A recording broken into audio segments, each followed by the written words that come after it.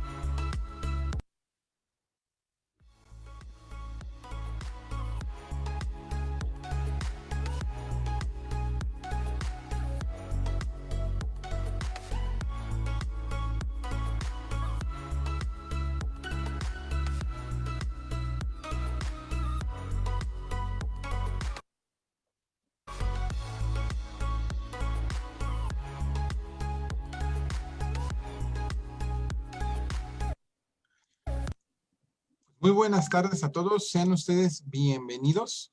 Estamos por comenzar nuestro conversatorio Liderazgo de las Mujeres como herramienta fundamental para el logro de la igualdad sustantiva, que en esta tarde el Centro de Estudios de Posgrado trae para todos ustedes en el marco de la Jornada Nacional de Actualización Jurídica a Distancia.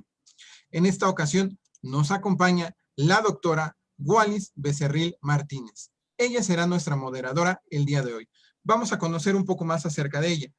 Es doctora en Ciencia Política y Sociales y maestra en Comunicación por la Universidad Nacional Autónoma de México, licenciada en Ciencias de la Comunicación con énfasis en Producción Audiovisual por la misma casa de estudios. Se ha especializado en la investigación de audiencias y medios de comunicación desde la perspectiva de los estudios culturales y la investigación feminista.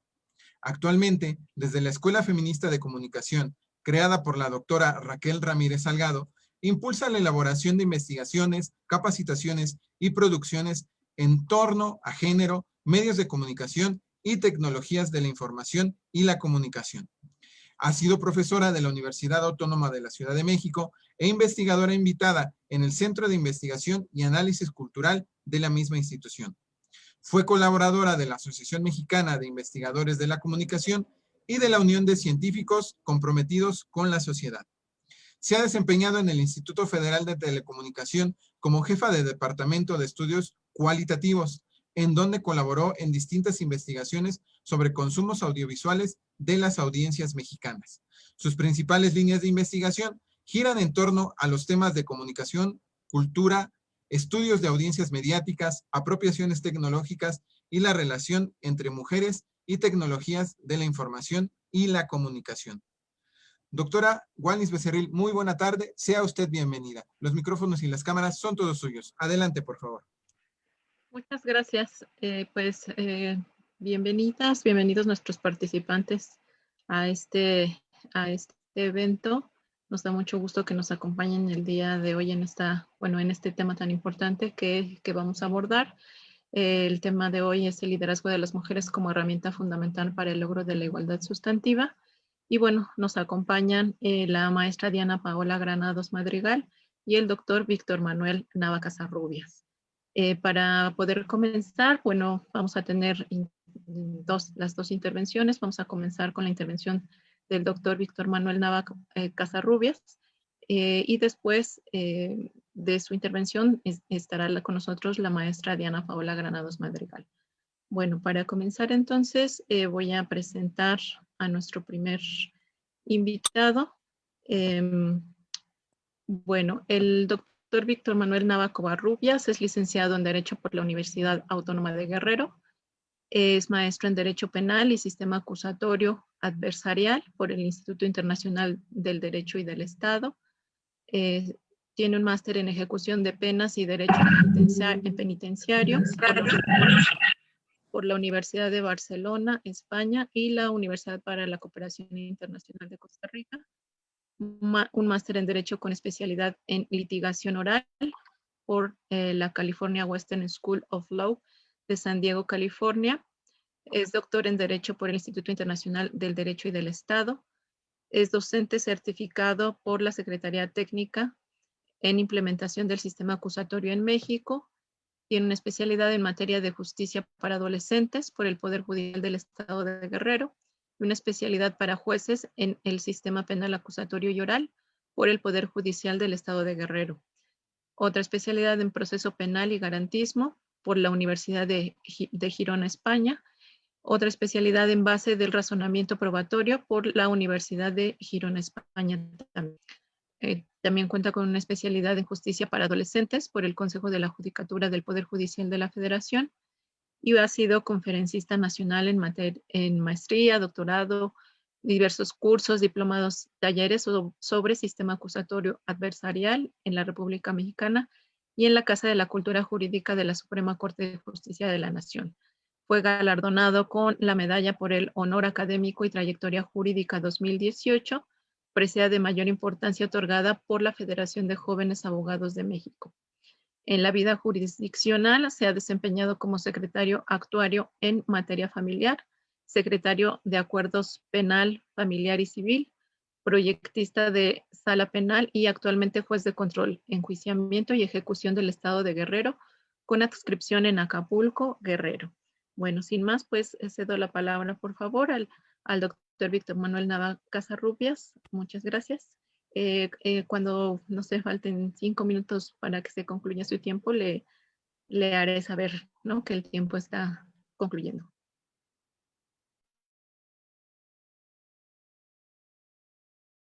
Paralizados en la pantalla. ¿Sí me escuchan?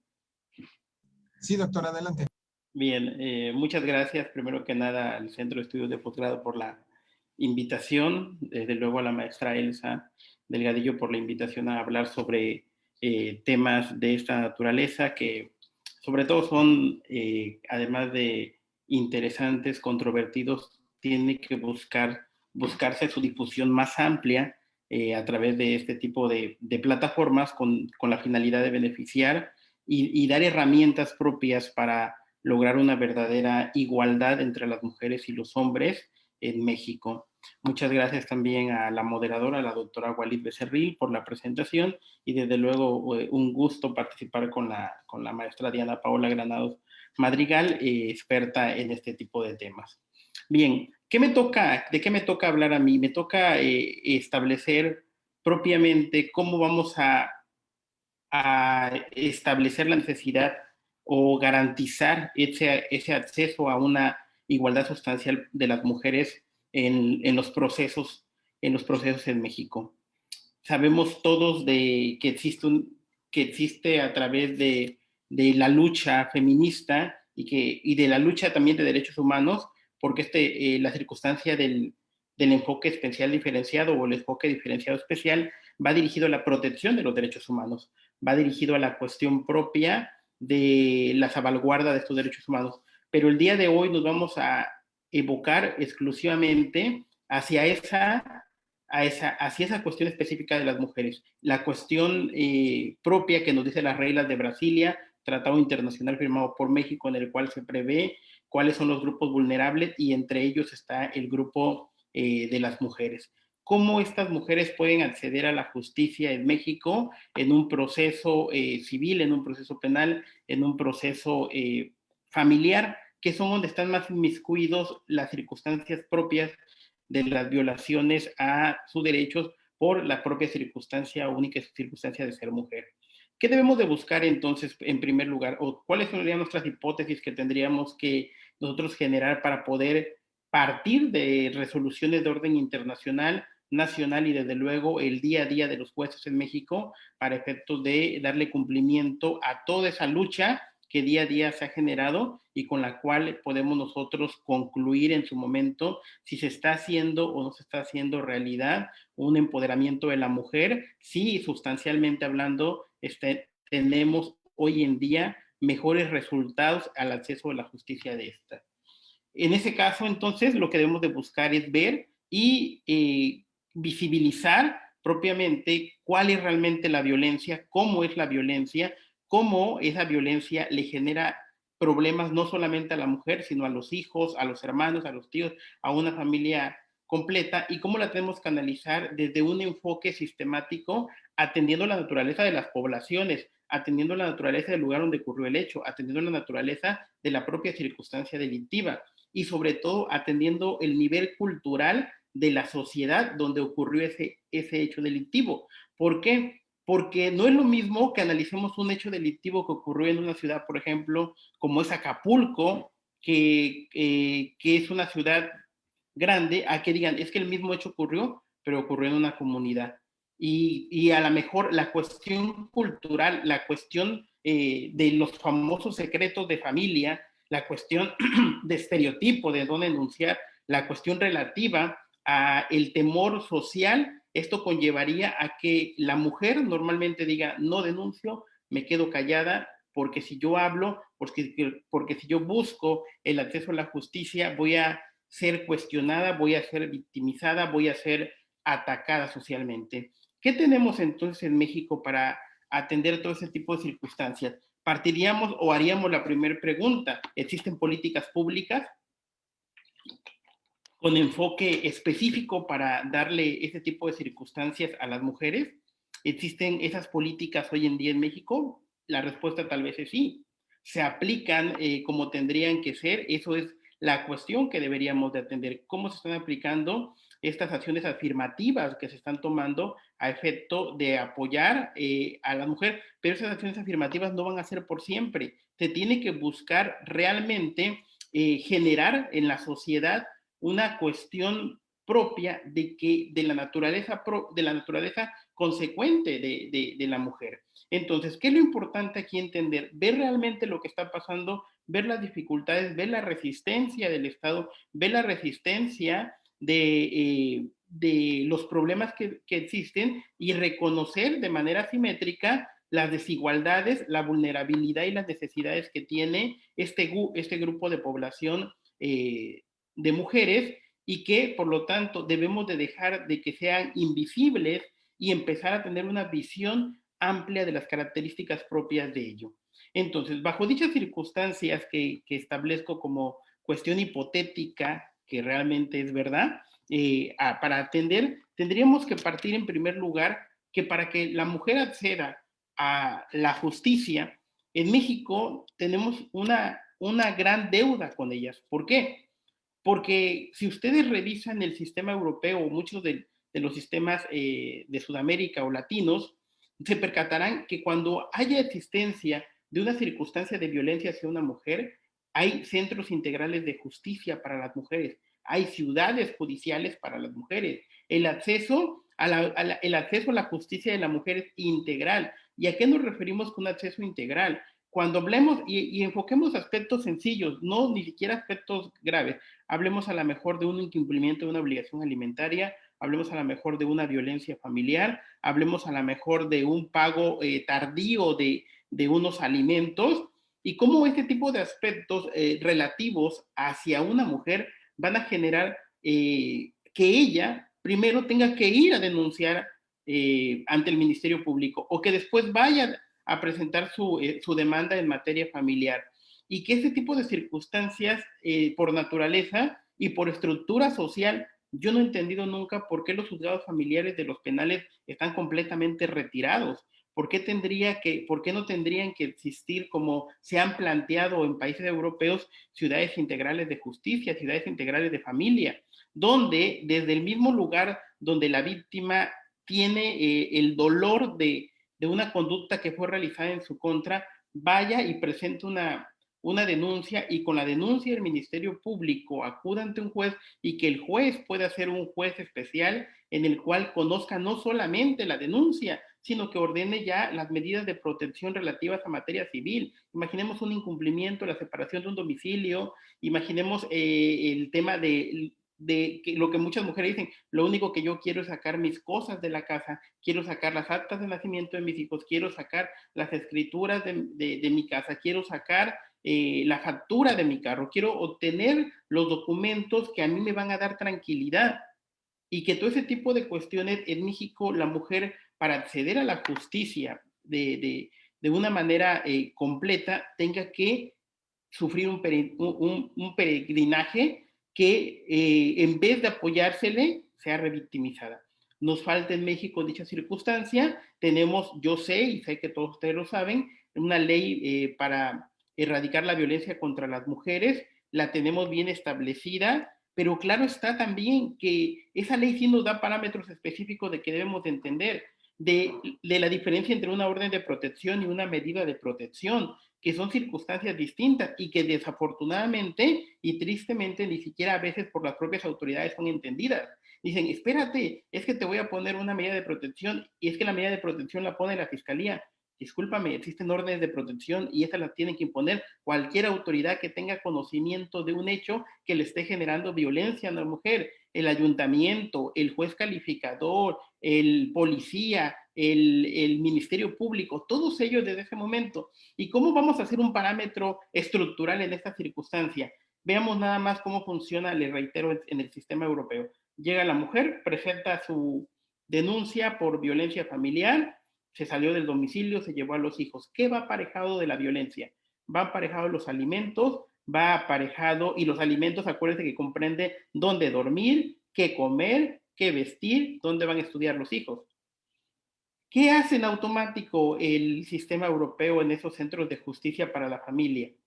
En automático, el mismo juez que impuso las órdenes de protección solicitadas por el Ministerio Público, ratificadas ante el juez, el mismo juez penal establece la de orden civil.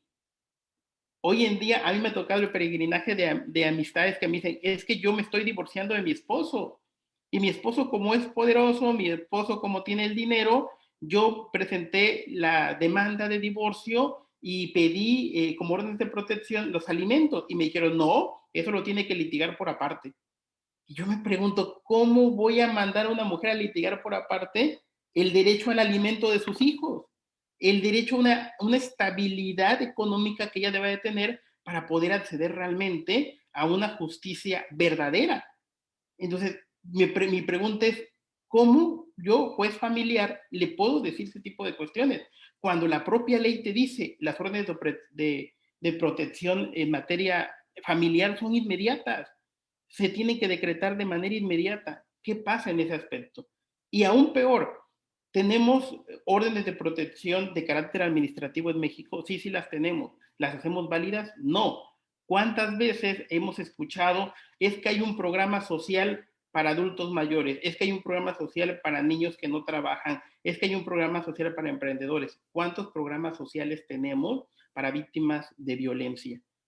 ¿Cómo la mujer que fue víctima de violencia va a afrontar, va a buscar salir adelante de la circunstancia propia que está viviendo si no tiene un apoyo verdadero del Estado?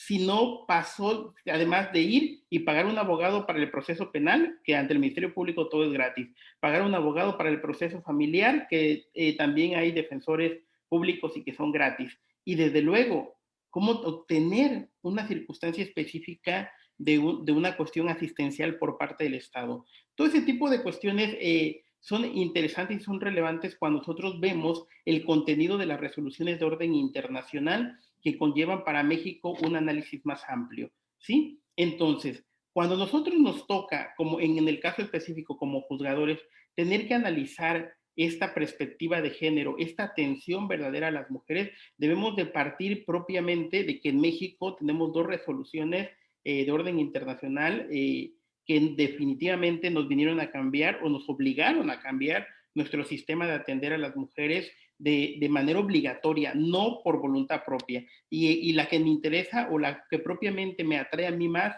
es la del caso Rosendo Cantú versus México, la cual conocemos todo, la cual es la resolución que considero yo de las más importantes para entender el enfoque de género y para comprender claramente cómo en esa resolución se da vida propia al artículo 825 de la Convención Americana de los Derechos Humanos, y lo que busca entonces en esa resolución la Corte Interamericana es establecerle: México, ¿sabes qué? Violaste el 7.2 de la Convención y por lo tanto es tu obligación generar y buscar verdaderamente que la perspectiva de género se aplique en México, establecer claramente una debida diligencia para prevenir, sancionar y erradicar la violencia contra las mujeres, generar una sociedad de verdadera protección, buscar claramente que el Estado rechace esa violencia que han tenido las mujeres y generar que el propio Estado un sistema de acceso a la justicia verdadero. Ese sistema de acceso a la justicia verdadero debe iniciar de la forma que yo les estoy diciendo,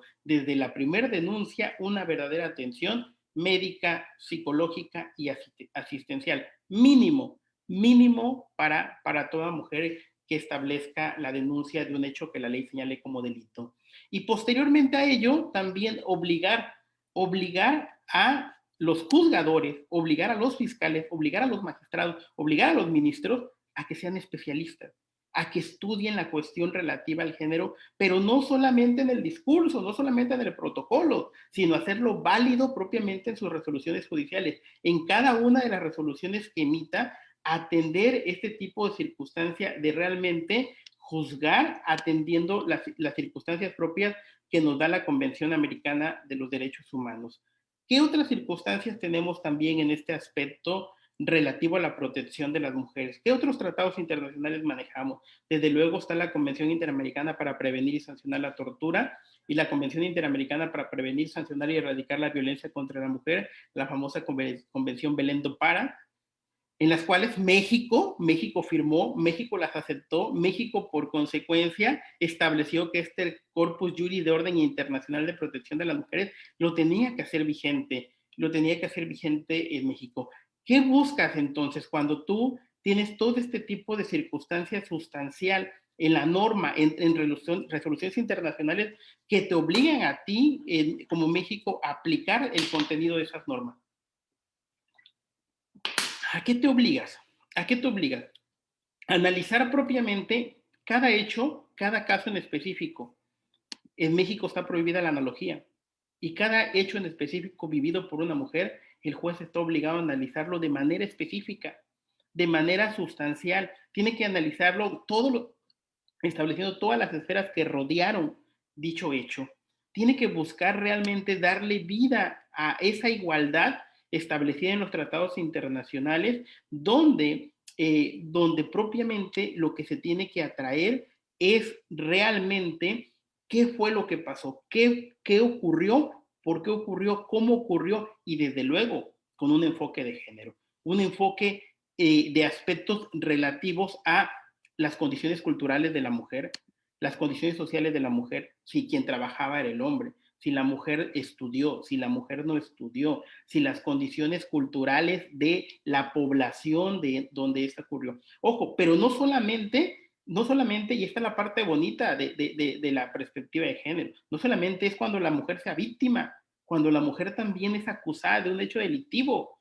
¿Cuánto vivió la mujer en el interior de un domicilio durante años para que culminara una conducta delictiva en la que ella terminó realizando un hecho delictivo? ¿Qué pasó propiamente por esa mujer? ¿Qué vas a analizar tú como juzgador al momento en que tú verifiques propiamente qué es lo que está evocando la mujer al momento de dar conocimiento de un hecho?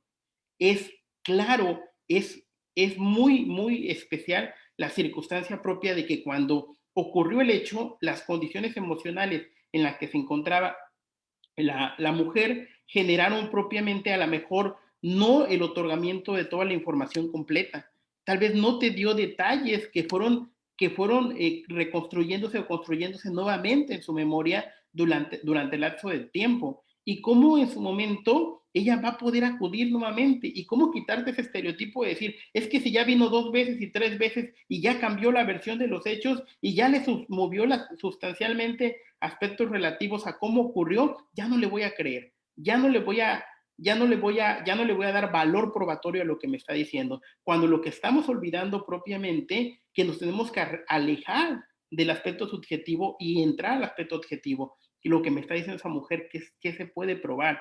¿Qué tenemos? Dice la propia Corte Interamericana, en delitos en agravio de la mujer no podemos exigir pruebas gráficas, pruebas físicas en todos los casos. Oye, es que me encerró en un domicilio.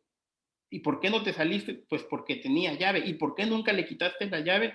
Pues porque cuando le iba a quitar la llave me iba a golpear y preferí que no me golpeara. Ah, no, entonces sí estás de acuerdo de que te sometan. No, ese tipo de cuestiones ya tienen que ser aisladas, tienen que ser erradicadas de un sistema de justicia donde propiamente debemos entender claramente que lo que busca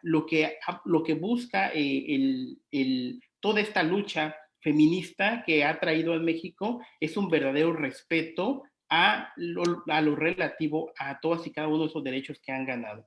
Por eso entonces a mí me agrada mucho cuando la Corte Mexicana se ha pronunciado ya en diversos asuntos del acceso a la justicia a las mujeres, no solo en el protocolo, porque vuelvo a repetir, hemos llegado al grado absurdo que muchos jueces dicen es que el protocolo no es vinculante, discúlpame, tal vez el protocolo no es vinculante, pero el protocolo, su sustento normativo son tratados internacionales, y se te está olvidando que en el 2011 México abrió la puerta a la caja de Pandora y abrió la puerta a que los tratados internacionales son la máxima ley en México, y que por lo tanto, si tú no lo quieres tomar como obligatorio el protocolo, lo que sí vas a tomar como obligatorio son los tratados internacionales donde se sustentan. Y esos tratados internacionales son firmados por México, y al ser firmados por México los tiene que aceptar, los tiene que respetar, porque si no, pudiésemos hablar inclusive de una responsabilidad de orden internacional. Entonces, en ese contexto hay específicamente un amparo que a mí me gusta mucho, es el 1464 de 2013, donde la primera sala explica detalladamente y obliga a los juzgadores de todo México a establecer qué debemos de entender nosotros cuando juzguemos con perspectiva de género, cómo realmente le debemos de dar el acceso a una mujer a la justicia, y donde establece que es obligación de todo órgano jurisdiccional ese análisis de perspectiva de género cuando está la mujer involucrada como sujeto activo o como sujeto pasivo. Cuando la mujer está involucrada en un proceso de orden penal, es importante entonces hacer válido, hacer real claramente el contenido de los artículos del 1 al 5 de CEDAW, donde propiamente nos prevé cuáles son las obligaciones específicas que tiene que tener el Estado mexicano para poder ya quitar o terminar con la discriminación que sufren las mujeres. Obliga en primer momento, recuerden esas resoluciones de orden internacional, obliga primero a un proceso legislativo. Ya tuvimos el proceso legislativo. Tenemos muy buenas normas en México, ¿eh? De verdad, yo he leído muy buenas normas respecto a la protección de las mujeres. ¿Qué es lo que nos falta? ¿Qué es lo que tenemos que empezar a hacer? Que esas normas tengan vida, que esas normas se hagan aplicables en los juzgados, que esas normas se vuelvan realidad en cada uno de los casos en los cuales tengan que resolver los jueces. ¿Por qué? Porque propiamente dicha convención de CEDAW y la convención Belén do Pará nos establecen propiamente en las resoluciones de la Corte Mexicana que hay factores que debemos de nosotros analizar en cada uno de los casos relativos a atender las violaciones a los derechos de las mujeres cuando son sujetas a un proceso penal. ¿Con qué finalidad específica? Nos lo dice muy claro la Corte Mexicana, con la finalidad de terminar con esa discriminación y realmente, el tema que nos interesa, realmente generar hacia las víctimas de los delitos y también a las imputadas un plano de igualdad procesal en las cuales puedan pelear con igualdad de armas para efectos de garantizar propiamente el acceso a la justicia a estas. Entonces, en palabras sencillas, lo que buscamos nosotros con todo este tipo de bagaje de orden internacional, resoluciones de orden también internacional y la resolución de la Corte emitida, que también les recomiendo mucho leer el amparo en revisión 3186, diagonal 2016, donde la Corte Mexicana ya hace un parámetro total para analizar los hechos delictivos cuando vaya relacionada a una mujer, y nos dice en primer lugar, para concluir ya, y en forma de conclusión, nos dice en primer lugar cómo todo este bagaje de orden internacional tiene que conllevar primero a considerar cómo la mayoría de los delitos donde la mujer es agraviada ocurren en la casa. Violencia familiar, violaciones, lesiones, entre otros, incumplimiento de la obligación, y que estos delitos, por su naturaleza, no hay testigos, por su naturaleza se ocurren dentro del domicilio, que estos delitos, por naturaleza, la víctima tiende a no denunciar. ¿Por qué? Por la cuestión patriarcal, porque el hombre, por lo que representa el hombre socialmente, y además porque en este tipo de delitos se tiene que seguir una investigación oficiosa, exhaustiva, completa, imparcial. ¿Qué significa todo esto? Significa que debemos de partir propiamente de que la sola comunicación del hecho por parte de la víctima ante la autoridad, la autoridad estará obligada a dar una investigación completa a esto. Pero además también la Corte nos ha dicho en esta resolución que la víctima al momento de evocar el hecho puede tener pequeñas deficiencias o puede cambiar a lo mejor ciertas circunstancias del hecho, que eso no significa que esté mintiendo, significa que cada momento en el cual una persona evoca el conocimiento de algo que vivió, normalmente va a tener una revictimización. Pero sobre todo, y con esta parte quiero concluir, creo que debemos hacer real y verdad todo el contenido de este bagaje internacional al momento en que recibamos a una víctima desde sede ministerial, con el apoyo psicológico, con el apoyo médico, con el apoyo asistencial, y que solamente declare una vez, que una sola vez dé la versión de sus hechos y que se conforme este grupo interdisciplinario que marcan los protocolos de orden internacional. ¿Para qué? Para que se sienta confiada, para que se sienta segura, para que se sienta apoyada. Si una mujer no encuentra esa puerta al buscar justicia, no vamos a ver cambios. Gracias. Gracias, doctor Víctor Manuel Nava, por sus comentarios, por esta intervención. Vamos a dar ahora paso a la participación de la doctora Diana Paola Granados Madrigal. Voy a hacer una presentación de ella. Ella es licenciada en Derecho por la Universidad Autónoma Metropolitana. Tiene una maestría en Criminología por el Instituto de Formación Profesional de la Procuraduría General de Justicia del Distrito Federal y es candidata a doctora en Ciencias Penales y Política Criminal en el Instituto Nacional en Ciencias Penales. Es docente certificada por el examen desde el año 2011 CETEC de la Secretaría Técnica del Consejo de Coordinación para la Implementación del Sistema de Justicia Penal en México de la Secretaría de Gobernación. Es docente en el Instituto Nacional de Ciencias Penales. También es docente en la Universidad de San Carlos en Guatemala, en la maestría de Criminología aplicada, impartiendo las materias de Criminología Individual y Victimología.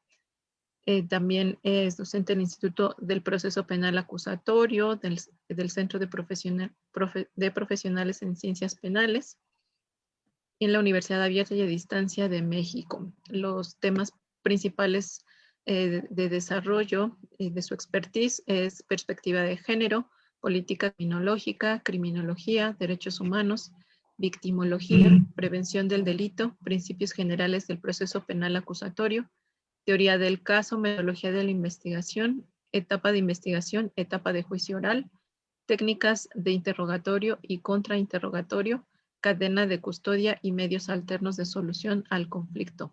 Es coautora del libro Ley Nacional de Ejecución Penal anotada y concordada. Y bueno, esta se publicó en el 2019 y bueno, es autora de diversos artículos. Bienvenida. Y pues sí, casi doctora, ¿no? Es ya mero trámite. Diana Paola Granados Madrigal. Les cedo la palabra.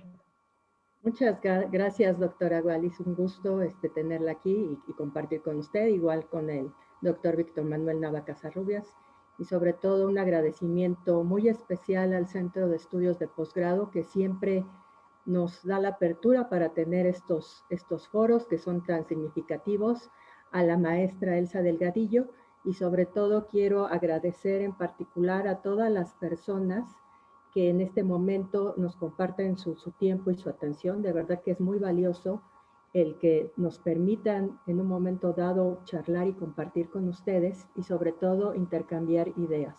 Veo que hay personas conocidas. Es muy importante que se encuentren aquí personas servidoras públicas, tanto del Poder Judicial como litigantes y sobre todo personal de las fiscalías.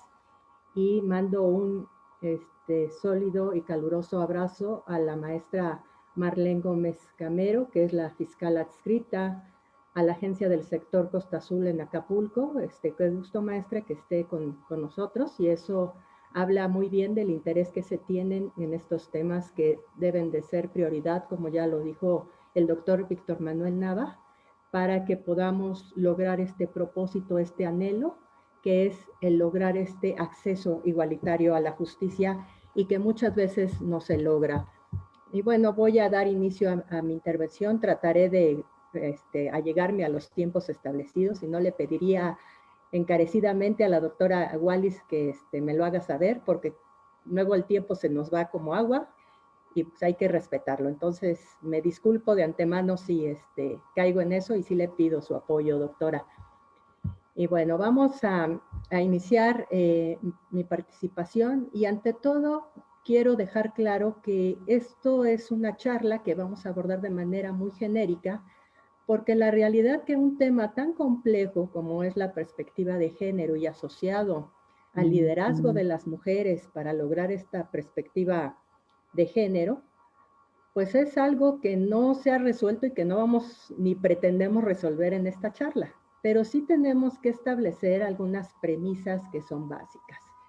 De entrada al tema, cuando uno escucha la necesidad de este liderazgo de las mujeres para lograr la perspectiva de género, que incluso es tema de la ONU Mujeres en este año, en relación a la participación de las niñas, adolescentes y mujeres en toda esta pandemia, hay que entender que todas anhelamos un futuro en el que realmente se nos trate de manera igualitaria, libre de estigmas, de estereotipos, en el que no haya violencia, un futuro que sea sostenible, pacífico, con igualdad de derechos y oportunidades para todas las personas.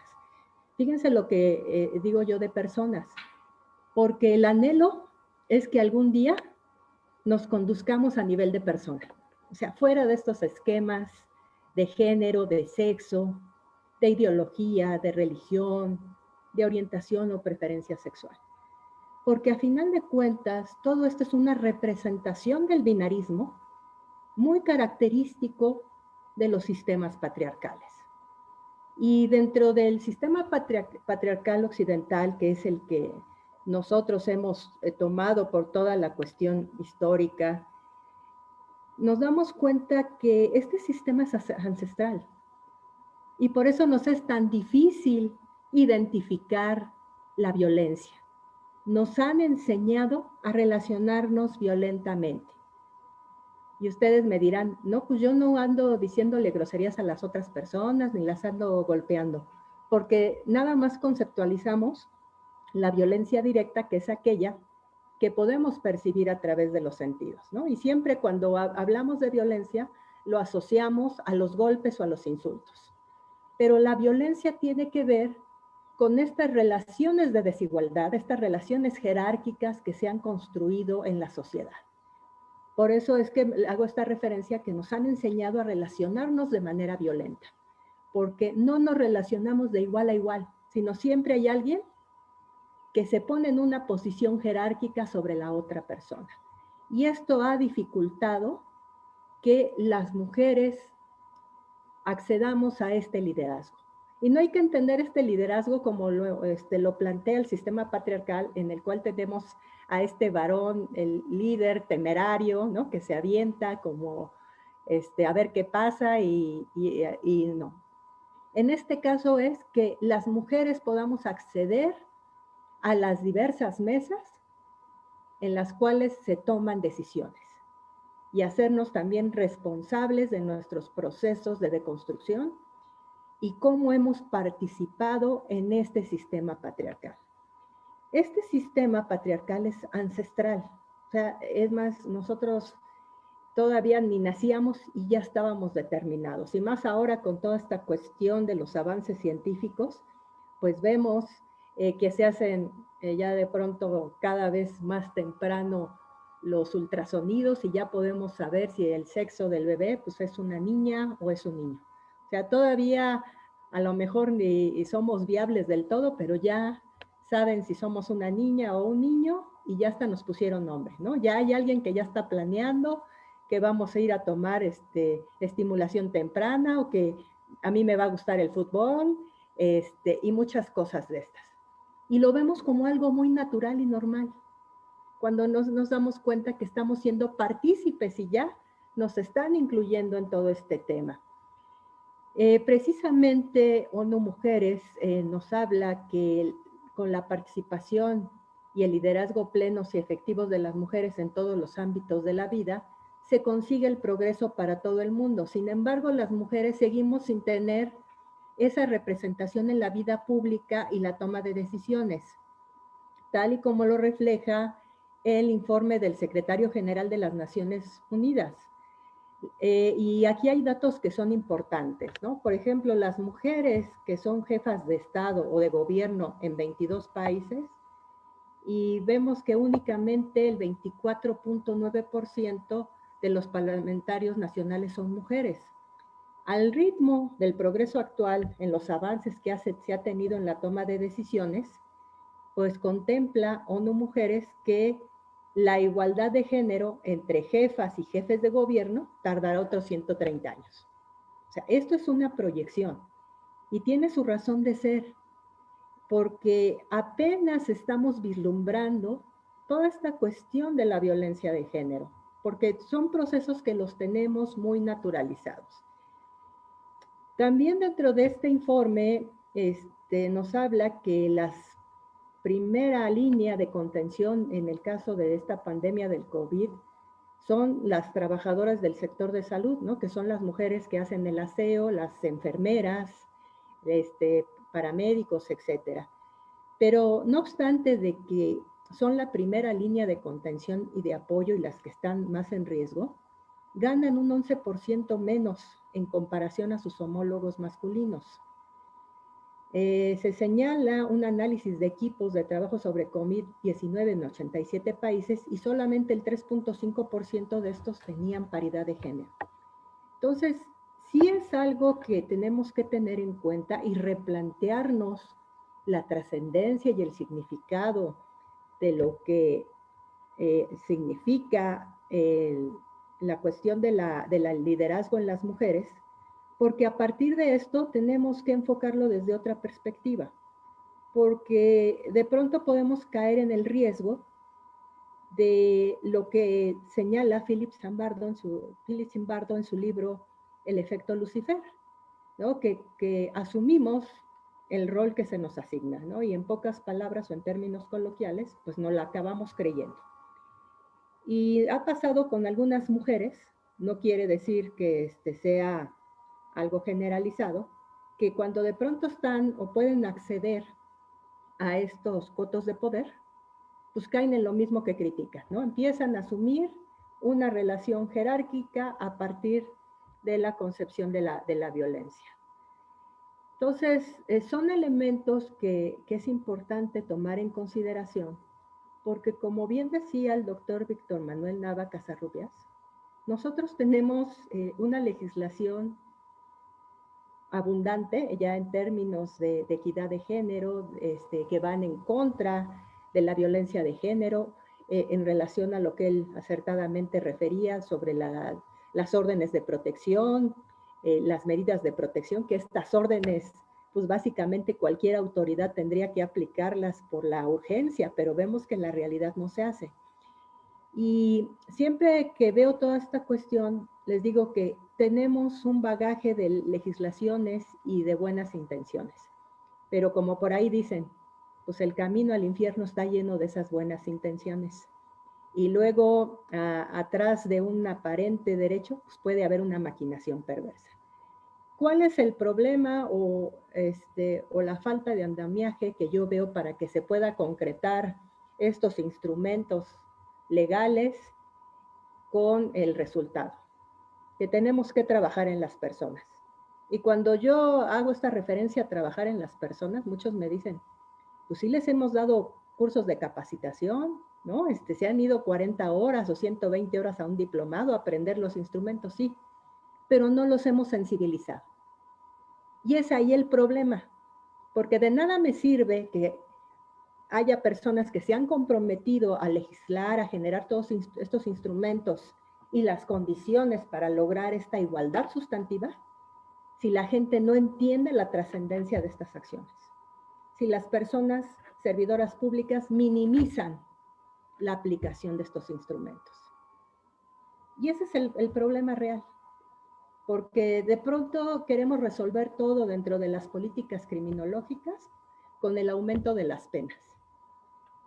Y con todo respeto he de decirlo, yo me incluyo, ¿no? Yo que soy abogada también, que digo, ya veo a ese generador de violencia inscrito al Diario Oficial de la Federación, si a veces ni nosotros leemos el Diario Oficial de la Federación, ¿verdad? Que somos abogados y tendríamos que ser los primeros interesados. Ya veo a esta señora violentada que llega y le dice a su marido o a su pareja, oye viejo, aquí hay una ley que dice que yo tengo derecho a una vida libre de violencia, ¿no? Y hasta le saca la ley la señora, ¿no? El libro. Pues el señor va a agarrar ese libro y la va a golpear a la señora, porque para él no está ejerciendo violencia, está ejerciendo un derecho sobre su mujer, que ancestralmente está justificado por una sociedad que considera que eso es correcto, ¿no? O sea, ya veo a los delincuentes revisando los códigos penales, a ver de cuánto está la pena, ¿no? Por cometo este delito. Pues la verdad es que no. Las personas no están revisando los códigos penales para saber si eso que se considera que es delito o no. Tan es así que lo hemos visto en Estados Unidos, la aplicación de la pena de muerte como política criminológica no ha reducido la incidencia del delito. Entonces tenemos que irnos a los orígenes, pero para eso tendríamos que entender que vivimos en una sociedad que tiene como paradigma ideológico de origen un sistema patriarcal en el cual las mujeres hemos sido criminalizadas históricamente. Y aquí vamos a enlazarlo con la cuestión de las víctimas, porque evidentemente todos los aportes del feminismo vienen de este esquema binario en el cual las mujeres hemos sido agraviadas históricamente. Pero en nuestro caso, les puedo decir que la primera mujer y sobre la cual se toma el discurso justificante de la violencia a las mujeres y esta necesidad de ser controladas, viene del mito adánico, ¿no? Y todos sabemos la historia, más allá de que seamos creyentes o no, todos sabemos la historia de Adán y Eva, ¿no? En términos generales, sabemos que Dios crea a su imagen y semejanza a Adán, o sea, entonces lo más cercano, lo más parecido a Dios es Adán. Por eso cuando pensamos en Dios, pensamos en masculino. Se nos viene a la mente en masculino, no lo pensamos como un ser asexuado o como un ser femenino, lo pensamos en masculino. Pero fíjense, Dios no se toma la molestia de crear directamente a la mujer. La crea a partir de la costilla de Adán. Ya desde ahí vemos la desigualdad estructural, ¿sí? Porque lo más cercano a Dios es Adán, la figura masculina, pero la mujer está en un rango menor. Ahora, todos sabemos la historia de la serpiente, ¿no? La serpiente no hace intento por seducir a Adán, se acerca a Eva. Entonces, se considera que es el elemento más débil. De ahí viene esta concepción del sexo débil, ¿no? Porque la serpiente se va a quien aparentemente puede utilizar como un instrumento. Y sabemos que el desenlace es, pues, que comen de ese árbol del fruto prohibido, que es el árbol del conocimiento. Entonces, a partir de que comen del fruto del árbol prohibido, adquieren conciencia de su desnudez y sienten vergüenza.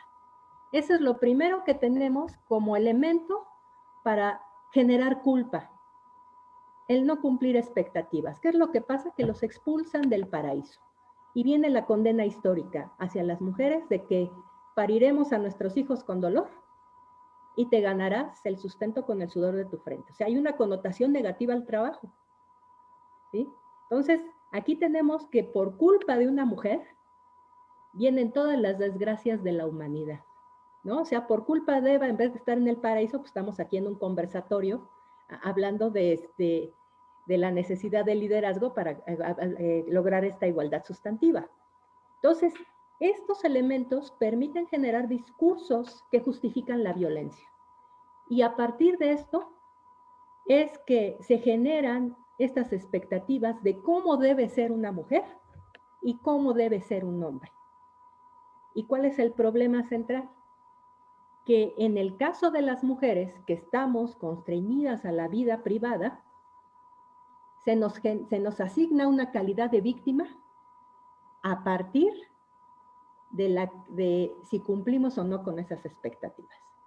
Y esto no me dejarán mentir las personas que trabajan en las fiscalías, en los tribunales de justicia, que cuando nos llega una víctima de delito sexual, principalmente de violación, en vez de concretarnos, acreditar los elementos del tipo penal, porque el tipo penal no dice, averigua si la mujer se dedica al sexoservicio, si es una borracha, o si tiene, no. O sea, en vez de enfocarnos a acreditar los elementos del tipo penal en las entrevistas, lo que nos enfocamos en la entrevista a acreditar el actuar precedente de la víctima.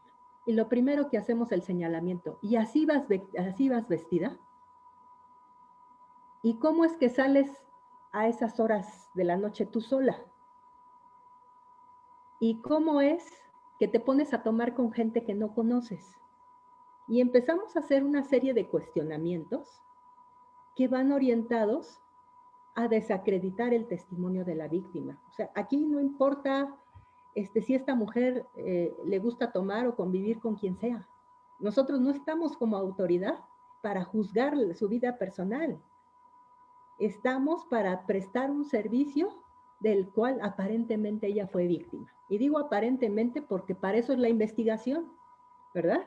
Hay que creerle a la víctima, pero tenemos que llevar a cabo la investigación. Pero con esta actitud, lo que estamos haciendo es discriminar elementos importantes para esa investigación.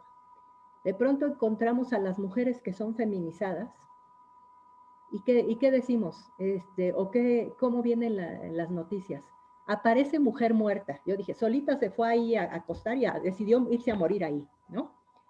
Y si la encuentran semidesnuda, con algunas botellas a su alrededor, y por ahí rastros de droga. Y dicen, al parecer era una mujer de la vida galante o sexoservidora y adicta.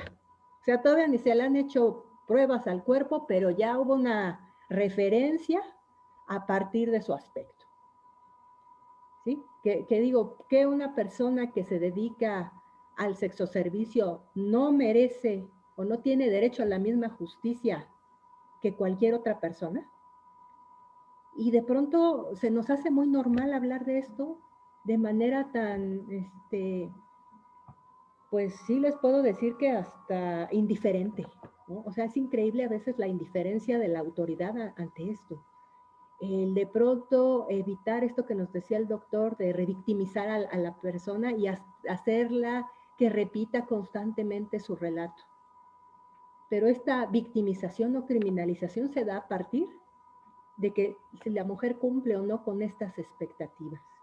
Y por eso es importante el liderazgo, porque requerimos el ser visibilizadas y escuchadas y poner el dedo en la llaga en todo esto que obstaculiza el acceso pleno a la justicia, porque es un problema que tenemos como sociedad.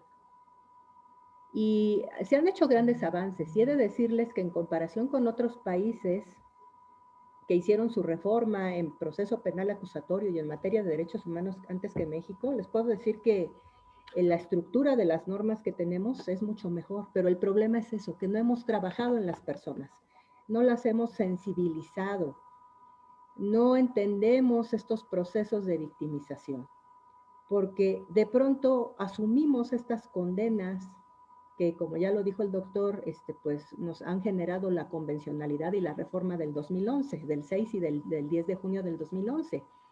Y eso es lo más grave, que lo hacemos como que a fuerzas, porque nos obliga, ¿no? Por la sentencia de Rosendo Radilla Pacheco, de Valentina Cantú, del Campo Algodonero, de Inés Fernández Ortega.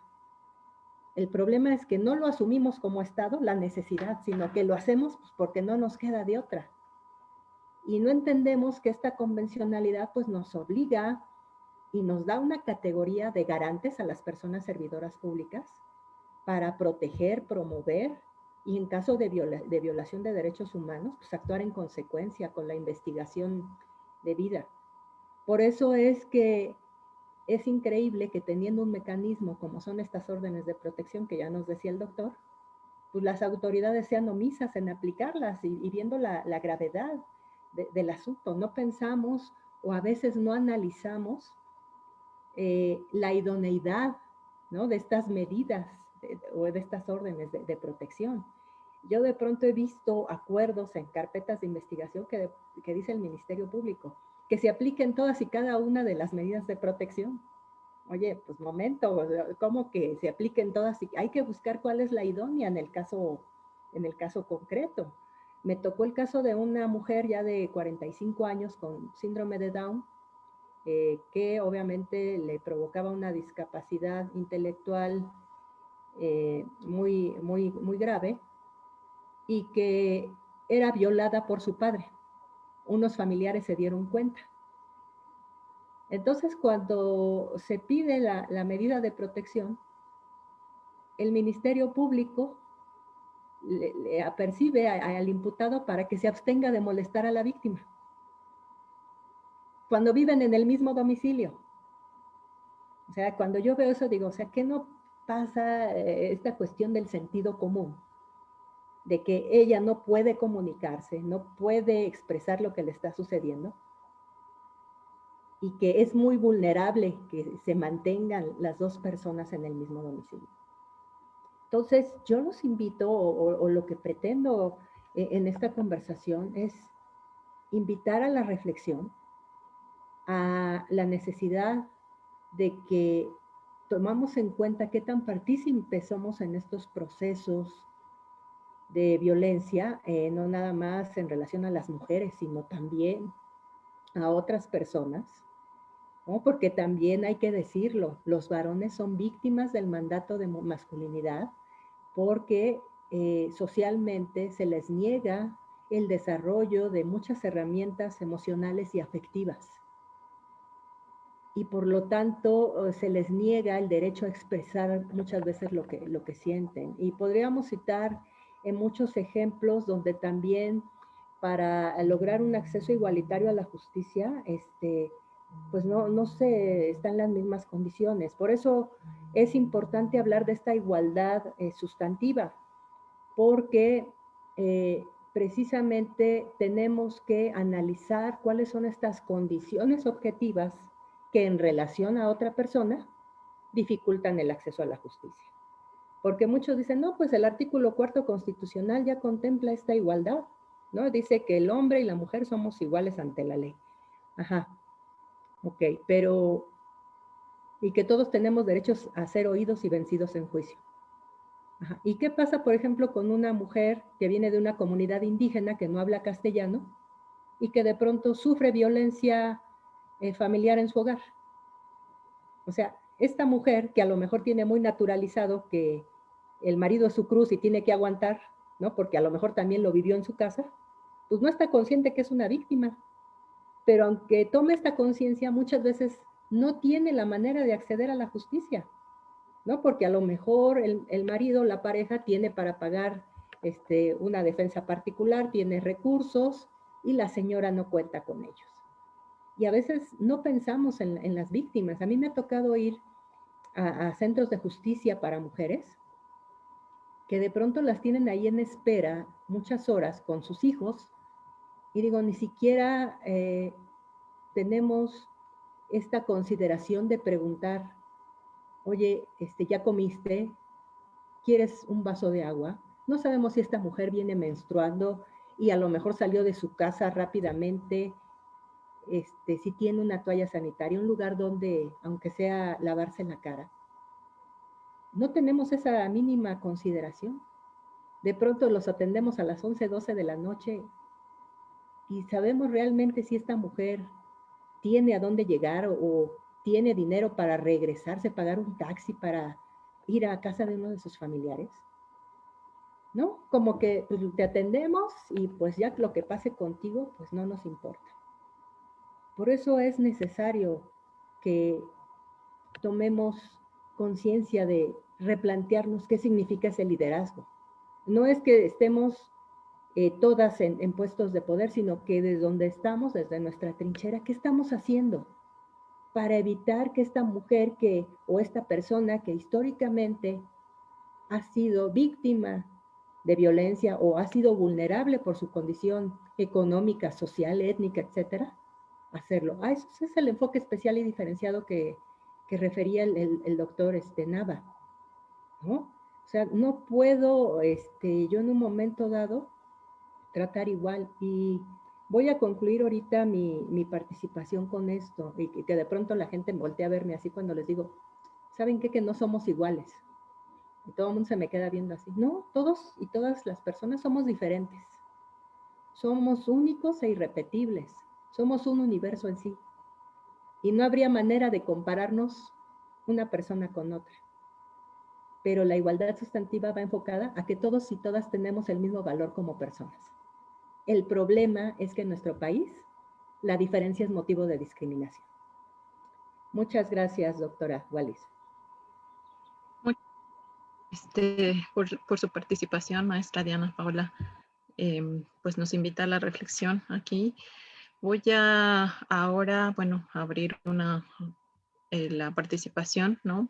Para las preguntas, para los comentarios. Ahora veo Estoy viendo justo, bueno, los comentarios que nos han hecho, voy a leer algunos de ellos y para poderles dar paso a la retroalimentación. Dice Sirenita Azul, precisamente es necesaria una reestructuración en las agencias especializadas de delitos sexuales, en donde exista una real especialización de las y los servidores públicos, siendo empáticos, siguiendo una correcta investigación exhaustiva, además de que las leyes y protocolos sean aplicados de una manera real y no a modos. Marina dice, haciendo como esta reflexión de que el cuerpo de mujer no traduce en conciencia de género, ¿no? No necesariamente por ser mujeres ya tenemos conciencia de género. Requerimos, por eso dice ella, más mujeres feministas en la toma de decisiones para que haya un real avance hacia la igualdad sustantiva. Bueno, acá le mandan saludos a la maestra Diana Paola, abrazos. Y Marina también hace una reflexión, dice que no hay sensibilidad desafortunadamente de algunas personas en los espacios de justicia. Dice Marina también que la lucha por el reconocimiento pleno de nuestros derechos es antigua y es nueva a la vez, ¿no? Inició hace más de 200 años y es nueva porque al día de hoy seguimos luchando por escenarios de igualdad plena. También dice ella que requerimos de más hombres solidarios y dice gracias al doctor Víctor Manuel por su sensibilidad para más de la mitad de la ciudadanía que somos las mujeres, ¿no? Igual insisten en la falta de sensibilización en los servidores públicos, en todos los niveles, ¿no? Y dicen el tema de la violencia en niñas y mujeres. Dice Johanna, falta la materialización del derecho positivo vigente a favor de niñas y mujeres. Y acá Fernando Guerrero plantea, dice, pero procesal al momento de aportar pruebas.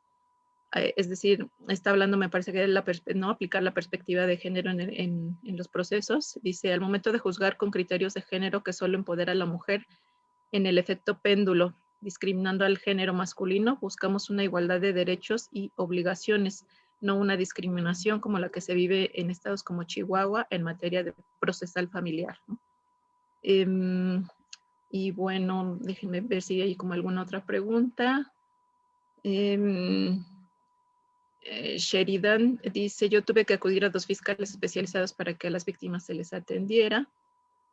Y Marina igual dice, el problema es que seguimos en las leyes y en los distintos discursos, la realidad es que seguimos invisibilizadas para muchos actores.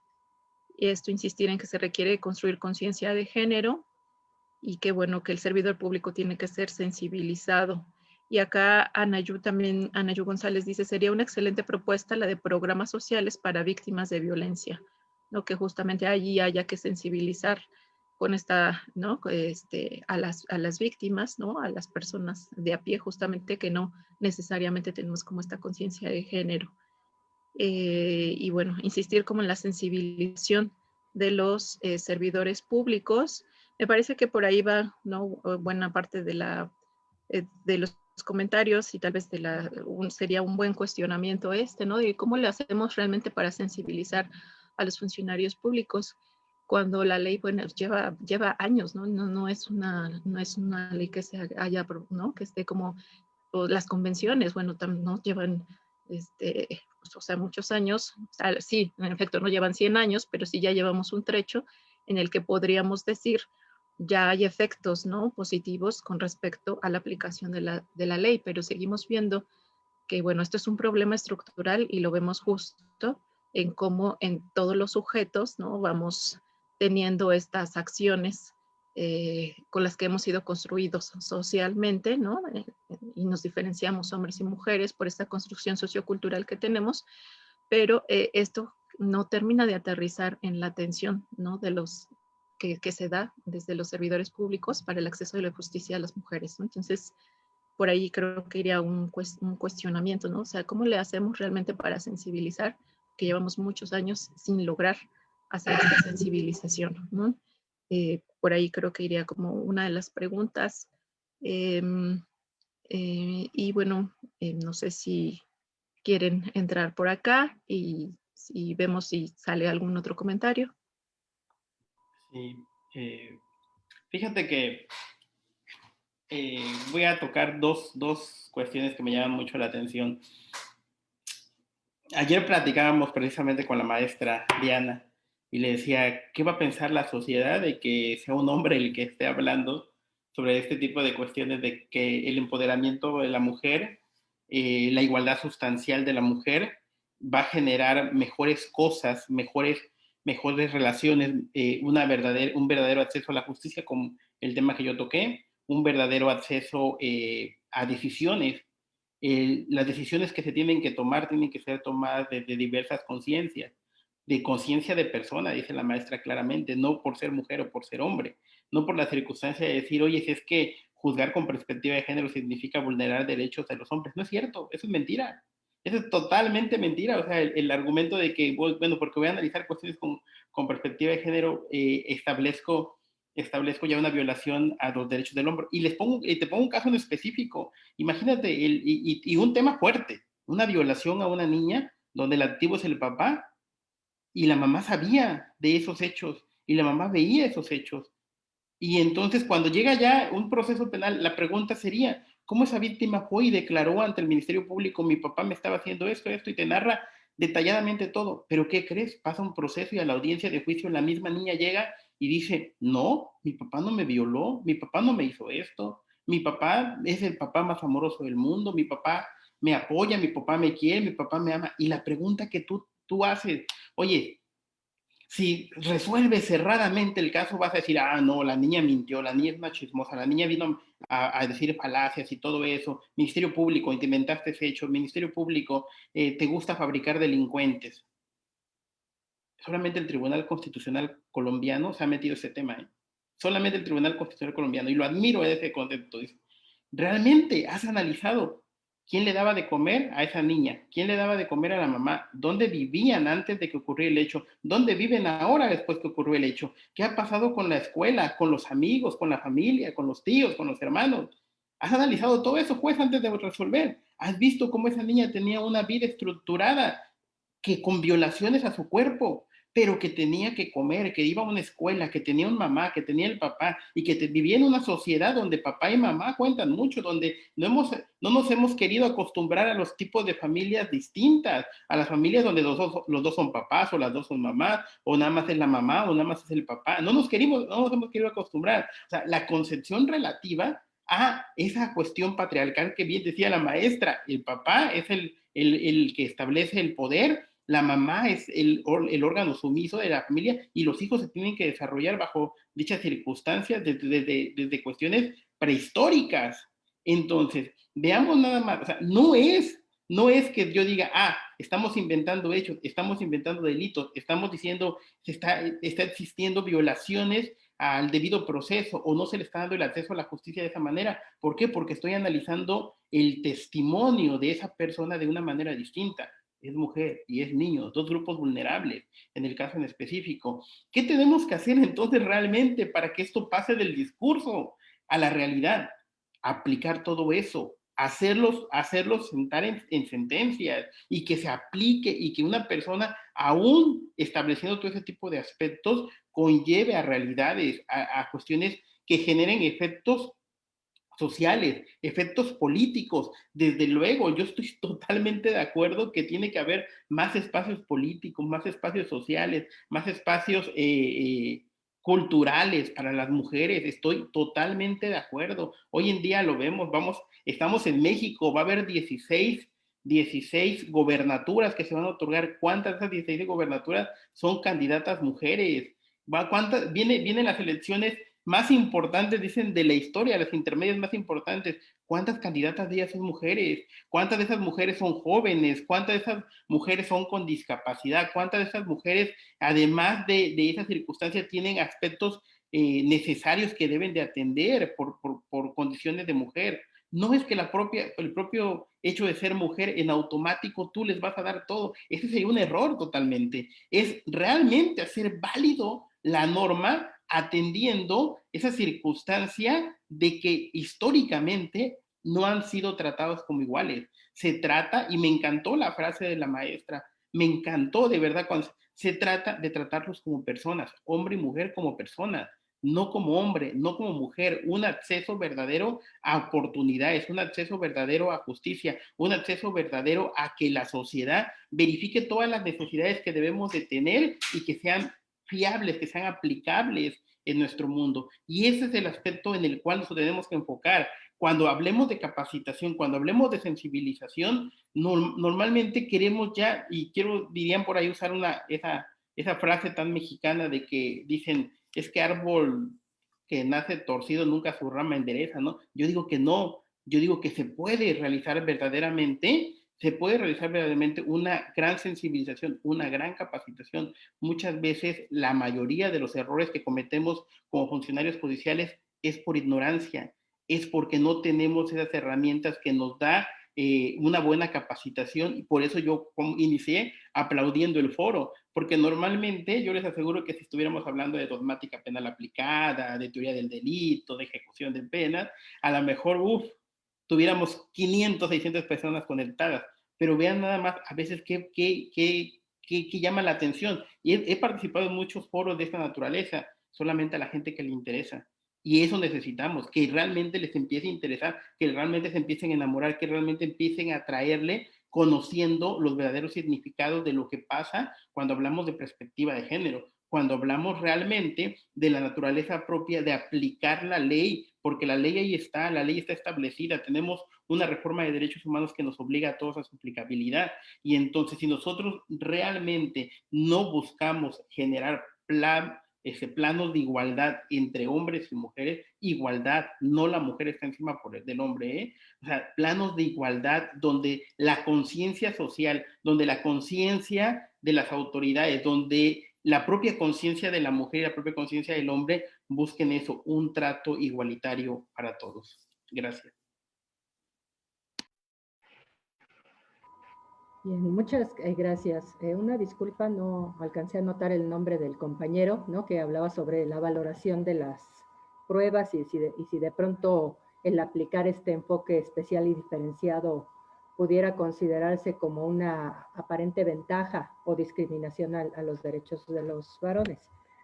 Y he de decirle al compañero que no es así. Este enfoque especial y diferenciado que va orientado precisamente a dar estas oportunidades de acceder igualitariamente a la justicia, es precisamente el tratar de nivelar estas desigualdades, ¿no? Porque no es lo mismo una mujer que vive en la misma comunidad que la persona en controversia, a alguien que es ajena de ahí, que aparte es adolescente, que es analfabeta, que pertenece a una comunidad indígena y que no habla castellano. O sea, ya con esto les estoy nombrando 5 circunstancias de vulnerabilidad que no le permiten acceder o no tiene las mismas herramientas para acceder que la otra persona. Entonces, cuando hablamos de empoderamiento y la aplicación de este enfoque especial y diferenciado, lo que tratamos es tratar de disminuir esta desigualdad, como si fuera, o sea, cuando hablamos de empoderamiento no es ponernos encima de los varones o de las otras personas, es tratar de generar esta igualdad para que ambos puedan acceder a un servicio o a un derecho. Porque como se lo dije, no somos iguales. Es como si yo ahorita pretendiera que todos van a usar lentes porque yo los uso, ¿no? Porque yo tengo miopía y astigmatismo y decir, ¿saben qué? Que para garantizar igualdad, todos van a usar lentes. Oiga, pero yo no los necesito y me mareo, pues me vale. O sea, todos van a usar lentes. O que de pronto diga, a ver, todos tienen derecho a un par de zapatos. Y así concebimos la igualdad, ¿no? Decir, a todos les vamos a dar lo mismo, pero no todos necesitamos lo mismo. Y yo diga, a todos les voy a dar zapatos, pero todos son del número 3, porque yo calzo del 3. Y bueno, y los que no calzan del 3, pues ya se fregaron porque, pues, y que digan, pues, oye, es que a mí no me sirven tus zapatos. No, yo ya te di un par como a todos. A todos los trato por igual y no, hay que entender que todas las personas somos diferentes. Incluso hasta por una cuestión de eficacia y eficiencia en las políticas públicas. Y eso son fallas institucionales. Es como ustedes recordarán que yo también aclaro que no estoy a favor ni en contra de ningún partido, pero ejemplos tenemos con todos, ¿eh? Cuando de pronto se dieron estas tablets de los niños que pasaban de 5º a 6º año, para que vean la importancia de aplicar la perspectiva de género. Todos nosotros acá en las urbes o en las ciudades, ¡ay, qué padre!, ¿no? El niño va a tener una tablet porque tenemos muchos lugares donde hay acceso a internet gratuito, ¿no? En los parques o incluso se lo roban del vecino, ¿no? Es muy común y los programas. Pero díganme si no es una falta de sensibilidad y de discriminación que se aplique una política de estas a nivel nacional. Cuando tenemos estudiantes en las sierras o en algunas comunidades que no tienen los servicios básicos, que los niños hacen hora y media o hasta 2 horas caminando para llegar al lugar donde toman clases, porque ni siquiera le podemos decir que es una escuela. De pronto es un cobertizo, si bien les va abajo de un árbol, que el maestro ahí, alguien con un pizarrón, les da clases, ¿no? Que ni siquiera los niños tienen un lugar donde guarecerse de la lluvia o del frío, ¿no? Que los niños se nos enferman y hay... No es algo hasta insultante que vayas a entregarle una tablet a un niño que está en esas condiciones. No quiero decir que no sea importante el acceso a las nuevas tecnologías, pero hay problemas más urgentes que resolver para esas comunidades que garanticen una vida digna. Pero, ¿para qué les va a servir una tablet en un lugar que ni siquiera tienen a veces servicio de luz? ¿No? Mucho menos de internet. Y este enfoque especial y diferenciado nos lleva incluso al diseño de políticas muy específicas para las necesidades urgentes de determinadas comunidades. Eso también se toca en género, o sea, no nada más son problemas de las mujeres. Las mujeres fuimos las que iniciamos esto desde nuestro punto de partida de la opresión, pero incluimos a todas las personas que por alguna circunstancia están en vulnerabilidad. Ahora, contestando al compañero, también desde el género analizamos los obstáculos que tienen los varones en un mismo asunto en la justicia. Y un ejemplo claro es la cuestión de la custodia de los niñas y adolescentes. Afortunadamente está cambiando, ¿no? Esta visión que tenían los juzgadores. Pero era muy común que si el niño tenía menos de 7 años o de 5, porque así eran los criterios, ¿no? De que si el niño tiene 5 años o 7 años, tiene que estar con la mamá, porque es la mejor opción. Y se dictaban estas sentencias. Entonces, ¿qué es lo que está haciendo? Reforzar el estereotipo de que el varón es proveedor y de que la mujer es cuidadora. Pero no se analiza desde la perspectiva que ahora nos da este interés superior del niño, ¿no? De la Convención de la ONU, que aquí no tenemos que analizar que porque ella es la mamá es la mejor opción, ¿no? Porque ella es la mujer, ¿no? Tendríamos que analizar, después del que intervenga un grupo multidisciplinario, como decía el doctor, ¿no? Psicólogos, terapeutas, trabajadoras sociales, etcétera, si la mamá es la mejor opción, pero no porque sea mujer, sino ella como persona, ¿no? Si el papá es la mejor opción, si ambos son la mejor opción, o si de plano ninguno de los dos es la mejor opción para este niño o niña o adolescente. Pero tenemos que empezar a cambiar esos criterios, para que vean que también los hombres han sido víctimas de esto que no tiene que ver con el enfoque especial y diferenciado, sino con este prejuicio basado en el estereotipo, ¿no? O que de pronto hombres que no pueden acceder a una pensión por viudez, porque dicen, ¿cómo vas a pedirte una pensión por viudez si tú eres un hombre? ¿No? Y eso es reforzar este estereotipo de que el hombre es proveedor. Todos somos vulnerables, pero de pronto nos cuesta mucho trabajo el ponernos en esta posición de víctima. Y aquí viene una reflexión importante que de pronto cuando me critican cuando procuro usar el lenguaje incluyente, que nos cuesta trabajo la deconstrucción, pero procuro hacerlo. Y de pronto tengo muchas críticas que me dicen, es que ya dijo la Real Academia de la Lengua que es incorrecto ese lenguaje inclusivo porque el masculino genérico abarca toda la comunidad. Ok. ¿Y por qué cuando hablamos de víctimas no hablamos de los víctimas? ¿Por qué hablamos de las víctimas? Porque ese concepto de víctimas es el ejemplo claro de la utilización del lenguaje para establecer que quien se deja victimizar es degradado a una feminización.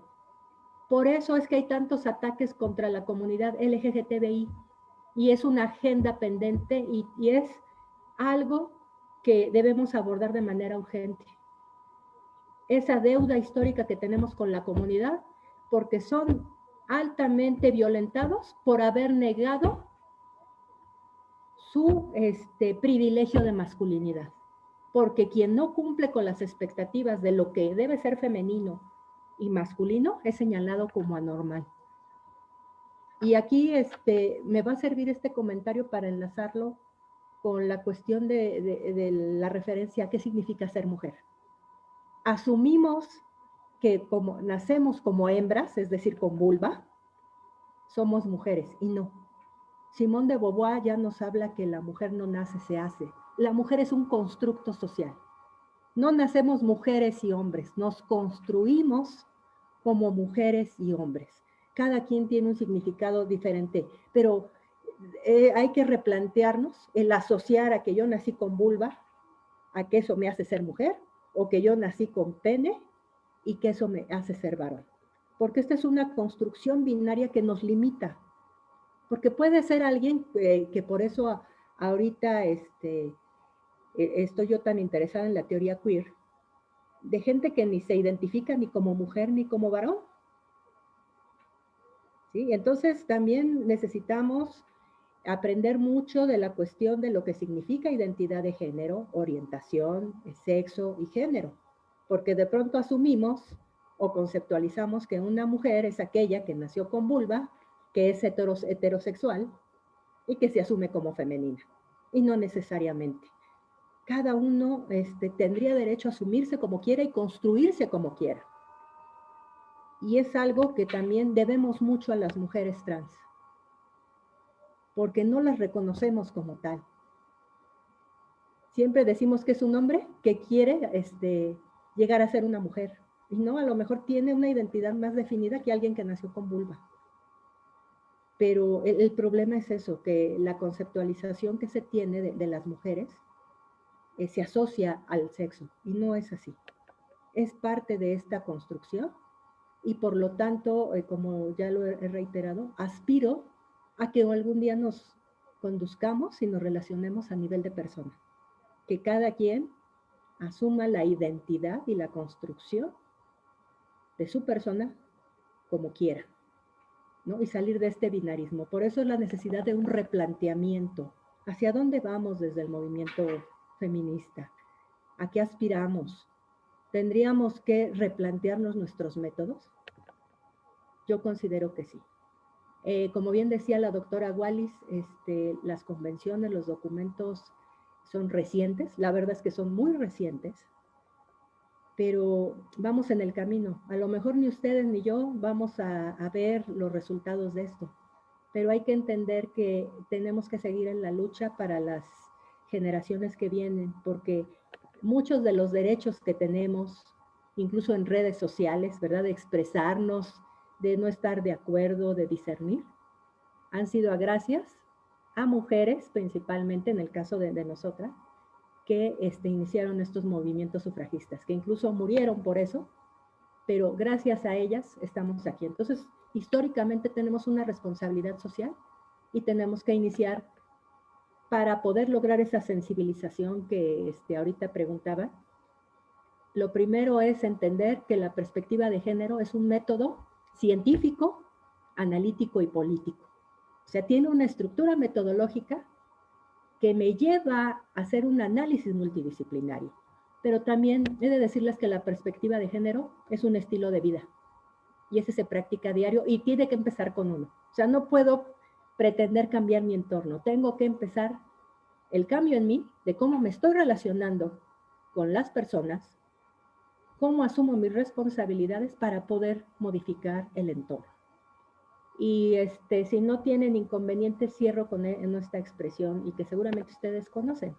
Había por ahí un hombre que todos criticaban de loco, porque diario caminaba sobre la playa y empezaba a devolver las estrellas del mar que habían quedado ahí varadas en la playa. Y todo el mundo decía que estaba loco porque les decía, oye, ¿no vas a poder lograr salvarle la vida a todas las estrellas del mar?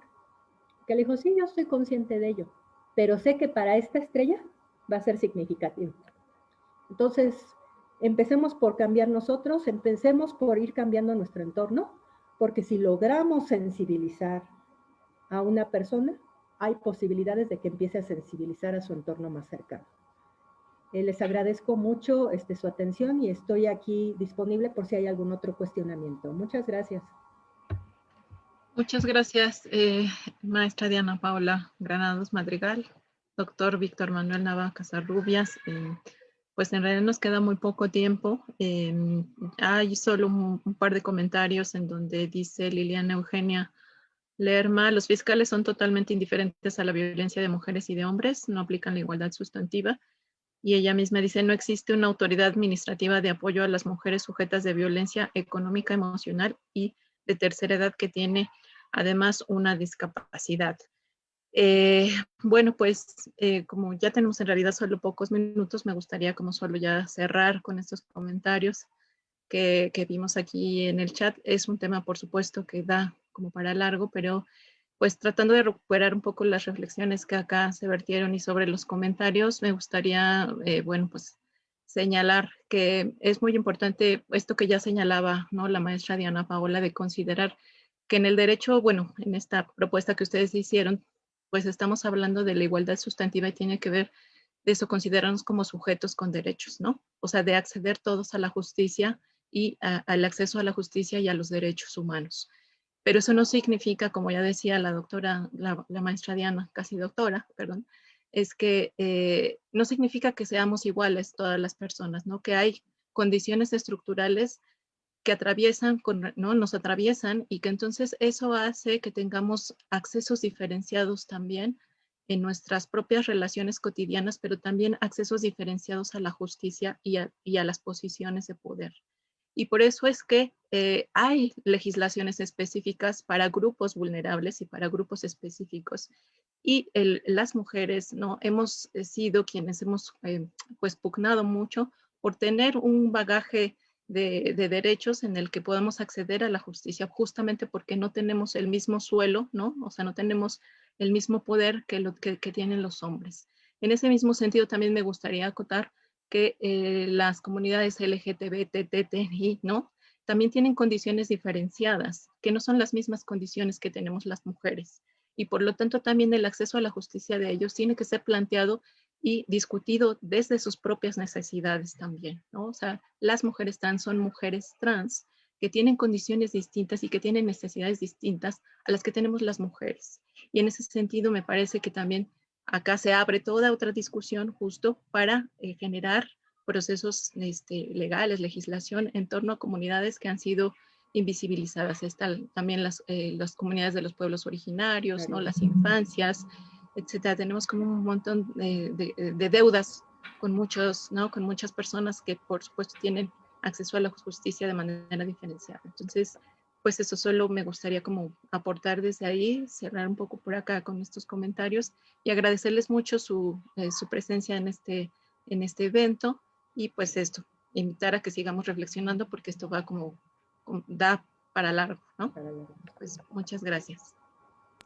Muchas gracias a usted, doctora Wallis Becerril, a la doctora Diana Paola Granados Madrigal, al doctor Víctor Manuel Nava Casarrubias, por esta importante participación en este conversatorio. Como ya lo comentaron, el fin es lograr una igualdad sustantiva para las mujeres y que puedan ejercer su derecho a este liderazgo.